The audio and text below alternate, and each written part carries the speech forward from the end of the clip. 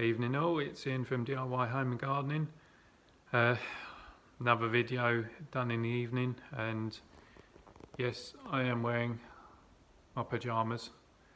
Yeah, might as well be comfy whilst you're doing a bit of seed sowing and setting out plants. But yeah, I'm doing sort of the start of a video really, so hopefully as we progress I won't always be in my pyjamas, I'll be normal clothes. Anyway, this video is on some tree lilies, or skyscraper lilies as they're now sort of called, which I've been looking at for a couple of years. Saw them originally probably 5 years ago when I was at the plant trials at in the Netherlands, and they have definitely moved on since then. There's quite a few nicely scented varieties now as well. So anyway, this year I thought I'd actually give them a go and see how they perform in my garden in Essex with clayish conditions, and yeah, just a normal grower as opposed to say my commercial growers that I buy from.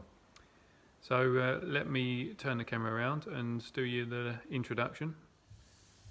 So first of the varieties, you can see both of them have been grown, produced by Taylor's Bulb, so good bulb supply. So first variety is Anastasia, which is this sort of bicolour, nice clear white throat to it, yellow anthers, so they still carry pollen, obviously flush pink or pink margins or veins with throat, and then outer white petals. Next is Miss Peculiar. Again, it's nice size into it. It's a creamish white outer with almost an egg yolk throat to it. Again, clear yellow anthers.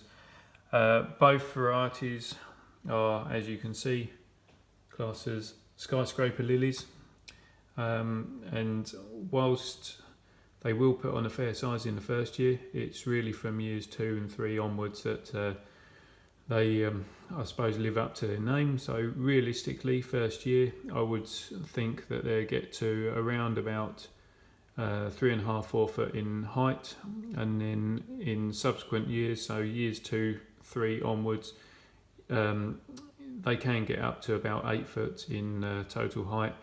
And certainly like Anastasia, when I saw that, I reckon that probably had, off a single plant, 20-25 flowers. Absolutely amazing fragrance to it. Miss Peculiar, I haven't seen as established plant, only seen as a 1 year crop, but again had really good scent to it. So it's, yeah, I think it's going to be a good grower. So essentially these are the ones I'm going to be doing. You can see there's 2 bulbs per pack. To start with, as we're only in mid-January, too cold to plant out, but I want to get them started. I'm just going to start them off in these 13cm pots, and using this same compost sand grit mixture that I'm using for my ginger and also for my dahlias. So it's about a 50-50 mixture. I've had it in, I should say, the compost mixture's been mixed and sitting in indoors for a couple of days now, so it's up to room temperature. And start off literally just by putting about 1 inch in the base of the pots.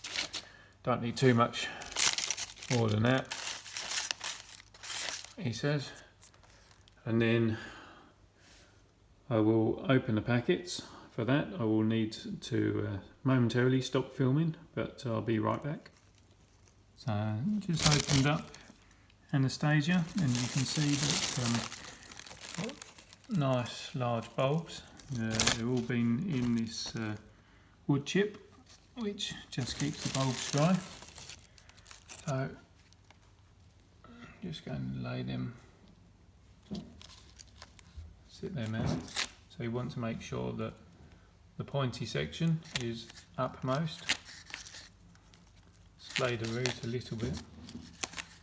Doesn't really matter too much. And then just firm around them as you go. Again, just keeps it nice and stable.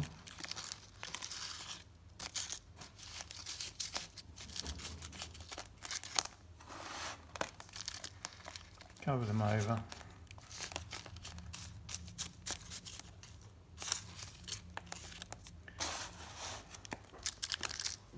Light gap to the top, and that's the first variety done. And obviously the important thing to remember is label, as until they're in flower you won't know which is which. So that's that done, and then I'm going to do the same with Miss Peculiar. There you have it, that's the 4 done, planted. Now you can forget about them for probably another month or so. Quick update for the 10th of February, you can see that the shoots have started, some more than others, but all of them come up, so I literally haven't watered them since they're potted into the compost, so just keep them a little bit on the dry side at the moment, as you don't want the bulbs to rot. Right, update on the Skyscraper Lilies. As you can see, there's a bit of a marked difference between them, and it's not even down to differences in variety. So that's Miss Peculiar, Anastasia, Miss Peculiar, Anastasia. So it's literally just down to how they're doing. Thought I'd show you size-wise. So we've got 13 centimetres or 5 inches, similar for that one. Then we got 23 centimetres, 9 inches, and then this big boy, which is let's see what we got, 39 centimetres or just over 15 inches. So notable difference. They're all been in my 13 centimetre or 1 litre pot since initial stage, which was 5 weeks ago. So now you can, well, possibly see, now you can see the roots are now appearing out the base, which is good. Now those roots come from the base of the bulb, but they're not the most important roots. So the most important roots are those, which are the stem roots. So you can see that obviously that one has got good formation. That's got the nodules forming, as does that one. And I imagine if we scrape the soil away to the neck, then that would also have a little bit of formation too. So it's now we've got the stem roots forming. That's the time now to pot them on.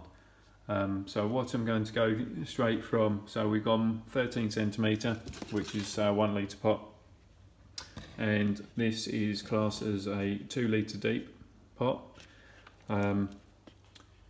and it says a 2 litre, no, it's a 3 litre deep. Oh, even better, 3 litre deep pot. I was thinking it looked a bit too big. So what to do on that is we'll end up with a decent drainage layer to the base, which will probably just be a gravel, or could just be a very well, very free draining soil to gravel mixture. Then we will plant the lily in, but it's going to be down an extra couple of inches within the pot, and get some compost over the top. And it's actually, what we're trying to do is we're trying to encourage these stem roots to develop well, as basically, to be honest, it's the stem roots that provides the source of nutrients direct to the plant, and will help to anchor the top growth. So this is yeah, essentially my final phase of potting up, planting up, before moving me into the garden. So that's what I'm going to do now. I'd actually forgot that I had some perlite, so what I'm going to do is use the perlite as the mixture. So perlite is a natural ingredient, or natural product I should say. So it's a volcanic material, very lightweight, very free draining. It will take in moisture, but unlike sort of a sand or sandy grit that becomes very heavy, the perlite still retains its sort of composure and weight. It doesn't become saturated and bind together, so it's still very porous, and it's just really good for your drainage material. So we'll use that in the base and then pot up afterwards as normal. So as I say, these just just get so we just get level of that. So what's that, a couple of inches worth of drainage type soil mixture in the base, and that's going to allow for the roots to get down there, take hold, but without becoming saturated. So I'll do that and fill up the other pots. Right, normal mixture.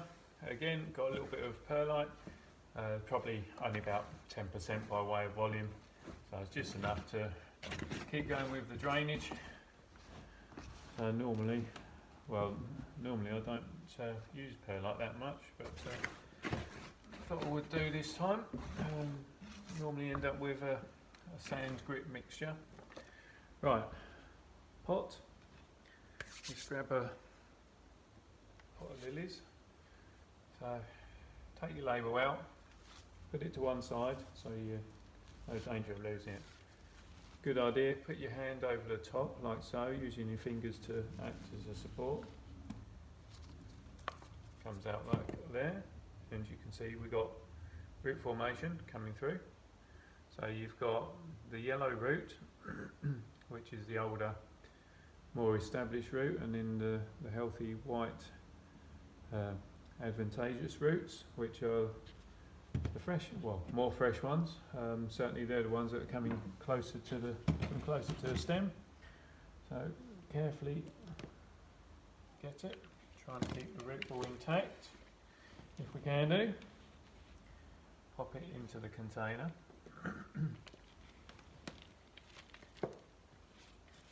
Get your compost around. Just use your fingers to lightly ferment around the outside of your pot, or what was your existing pot.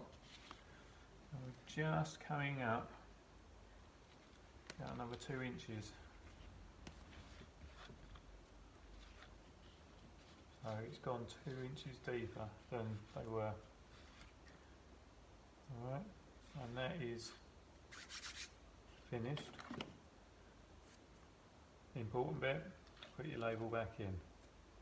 Alright, and that is that one. So just the other 3 to get done. By having it in that extra couple of inches deeper, you'll find that actually as this stem matures, you'll get more roots forming all the way down that 2 inches worth of stem, which is the important bit, and that's how you're going to get some good strong plants, which ultimately will give you a really good flower display. And there you have it, all potted up. As they are now quite happily growing and quite frankly taking up too much space indoors, I'm going to move them outside as the weather's looking much more settled. And to be honest as well, if you leave them in the heat of the house for too much longer, they end up so stretched and leggy they sort of lack any actual stem strength. So we'll get them outside. I will put them in a sheltered position, which will be around the side of the house, so they're not going to be exposed to gale winds and massive amount of cold, but it will certainly harden them up. And that's it really. So I guess all there is to say is thanks for watching. Hope you found the video useful on how to grow your lilies or skyscraper lilies. Yeah, keep watching, and I'll obviously do an update as to when we actually get them growing properly with some flower. But in the meantime, they're still available from garden centres. You can still plant them out, and enjoy your garden. Any messages, please feel free to send them to me and I'll get back to you. And hope to see you all soon. Bye for now.